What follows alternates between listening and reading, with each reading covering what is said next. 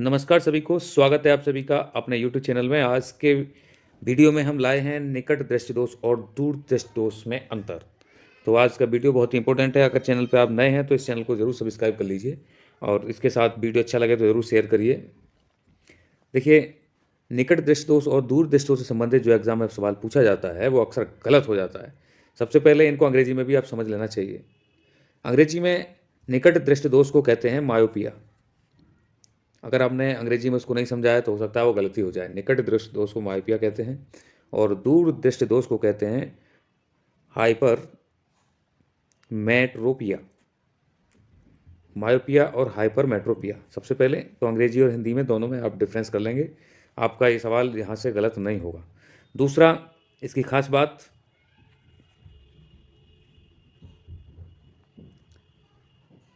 निकट दृष्टि दोष में क्या होता है, जो निकट दृष्टि दोष की सबसे खास बड़ी पहचान यह है कि इसमें निकट की वस्तु स्पष्ट दिखाई देती है, दूर की नहीं।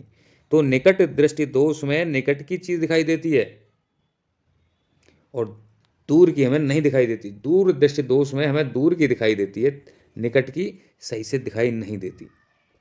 यही खास पहचान है। निकट दृष्टि दोष में निकट की दिखाई देती है, दूर दृष्टि दोष में दूर की दिखाई देती है स्पष्ट। निकट में निकट की और दूर दृष्टि दोष में दूर की वस्तु स्पष्ट दिखाई देती है। कई बार आप इसको ऐसे करेंगे कि निकट दृष्टि दोष होगा तो हो सकता है निकट की नहीं दिखाई देती, इसीलिए निकट दृष्टि दोष है, बिल्कुल नहीं। दूर दृष्टि दोष में दूर की वस्तु दिखाई नहीं देती होगी, इसलिए दूर दृष्टि दोष बिल्कुल नहीं। आपको समझना है, निकट दृष्टि दोष में निकट की वस्तु स्पष्ट दिखाई देती है, पास की, हमें पास की चीज स्पष्ट दिखती है। अगर ये हमारी आंख का फोकस है तो हमें पास की चीज बिल्कुल साफ दिखेगी, लेकिन दूर की चीज नहीं दिखाई देगी, तो वो हमारा निकट दृष्टि दोष होगा। और इसका, इस दोष में जो निकट दृष्टि दोष होता है उसमें जो लेंस की वक्रता जो होती है, इस दोष में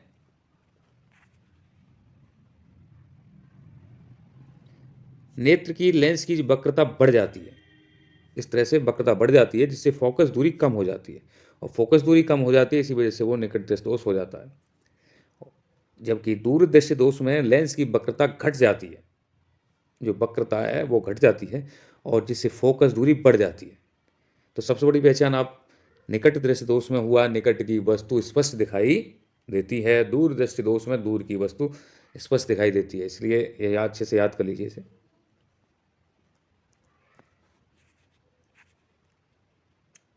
अगला इसकी पहचान है, इस दोष में किरणें जो है रेटिना के पहले ही प्रतिबिंब बना देती हैं। जो निकट दृष्टि दोष होगा उसमें रेटिना से पहले ही प्रतिबिंब बन जाता है और इसमें रेटिना के आगे बनाती है। यानी कि दूर दृष्टि दोष में रेटिना से आगे बनेगा और उसमें रेटिना से पहले बन जाएगा। यानी कि ये रेटिना है इस साइड में, तो यहाँ से पहले ही प्रतिबिंब बन जाएगा, तो वो निकट दृष्टि दोष होगा। और यहाँ रेटिना से आगे जाके बनेगा तो दूर दृष्टि दोष होगा।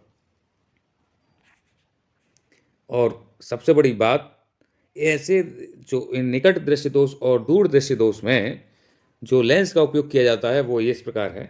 निकट दृष्टि दोष को दूर करने के लिए अवतल दर्पण का, अवतल लेंस का प्रयोग किया जाता है, न कि दर्पण। कई बार अवतल दर्पण या उत्तल दर्पण लिखा गया हो और साथ में लेंस लिखा गया हो तो गलती से आप दर्पण पर टिक लगा दें, ऐसा न करें। ध्यान से क्वेश्चन को पढ़ें, फिर उसके विकल्प को ध्यान से देखें। तो इसमें दूर दृष्टि दोष में उत्तल लेंस का उपयोग किया जाता है, जबकि निकट दृष्टि दोष में अवतल लेंस का प्रयोग किया जाता है। देखिए, अवतल लेंस इस तरह से बना होता है और दूर दृष्टि दोष इस तरह से बना होता है।